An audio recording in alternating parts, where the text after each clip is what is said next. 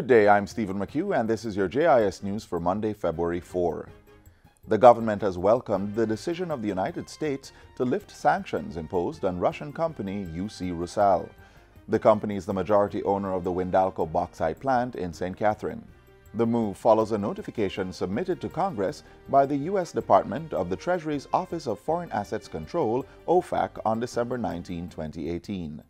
The government, through the Ministry of Transport and Mining, during the period of the threat of sanctions, has made several attempts to protect the interest of the community, the country, and its revenue. In a release, Mining Minister Robert Montego says this will secure the jobs of approximately 1,200 workers at Windalco and the livelihood of over 10,000 dependents, contractors, residents, and business persons in neighboring communities to the alumina plant. Minister Montego says while the sanctions have been lifted, his office continues to take measures to ensure the integrity of the red mud disposal system at the Uwaton plant. On April 6 last year, the U.S. Department of Treasury's Office of Foreign Assets Control added 7 Russian oligarchs and 12 companies they control to its designated nationals list, the OFAC sanctions. Prime Minister Andrew Holness is reiterating government's intent to increase its divestment of state assets to competent private sector entities for full utilization. During Wednesday's tour of the upgraded Kingston Container Limited, Mr. Holness said he was pleased that 300 new jobs have been created from the nearly $300 million investment into the facility. Operations are being managed by Kingston Freeport Terminal Limited, KFTL, under a 30-year concession agreement between the Government of Jamaica and CMA-CGM. I think this is an example of how the process of divestment can increase the value of the asset that the government owns, because the government still owns the asset, increase the operational efficiency and profitability of the asset for the country and for the persons who are operating it themselves, the concessionaires. Mr. Holness also expressed satisfaction at the pace with which upgrades were being made.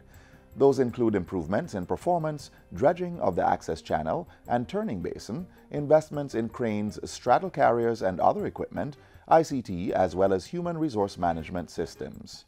The Bank of Jamaica, BOJ, on Friday sold an additional $30 million to authorized dealers and cambios via its foreign exchange intervention and trading tool, BFX-ITT. This follows the sale of an initial $20 million. According to BOJ, these are to offset the effects of excessive daily volatility in the foreign exchange markets in recent weeks. It says information suggests several firms are seeking to borrow funds in foreign currency from the local capital market, in addition to normal commercial demand, which has led to increased demand and recent price movements. The central bank continues to hold firm that there is no shortage of foreign currencies and that gross foreign exchange inflows have remained buoyant. It contends that more foreign exchange users need to advise dealers in advance of their intention to buy or sell the currency, as this will enable dealers and the central bank to be better informed about market needs and prepare to act accordingly.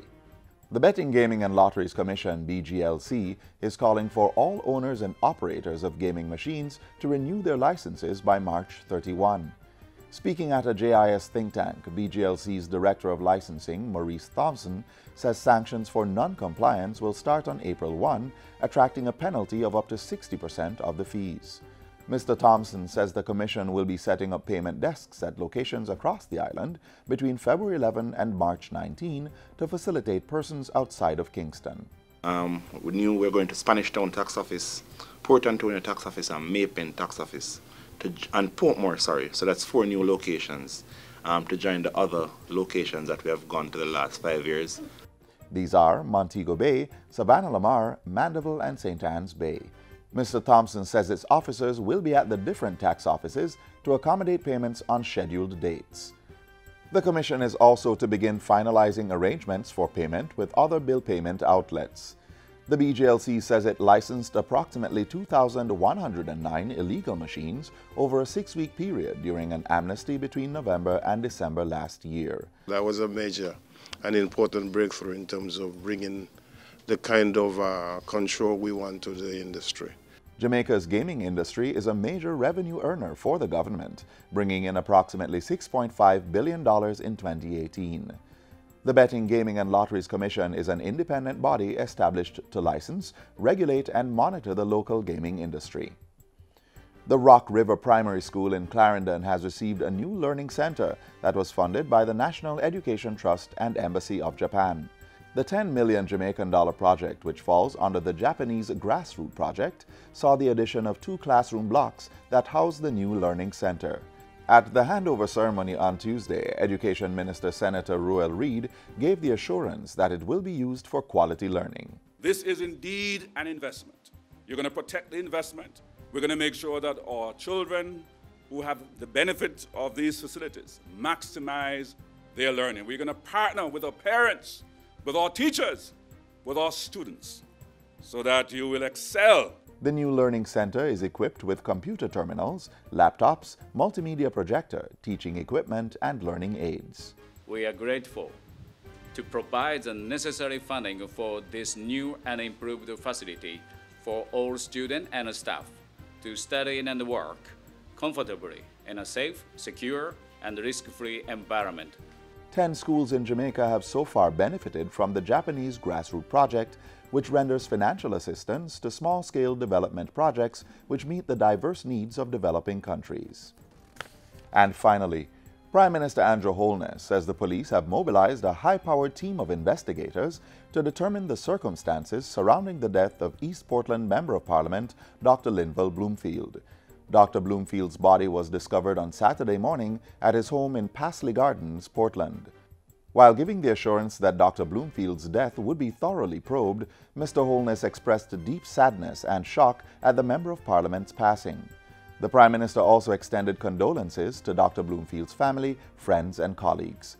Leader of the opposition Dr. Peter Phillips also expressed shock and sadness at Dr. Bloomfield's passing.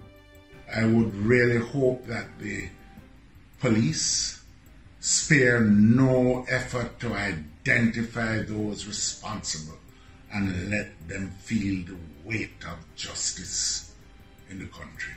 And that's it for JIS News Today. I'm Stephen McHugh. Thanks for watching.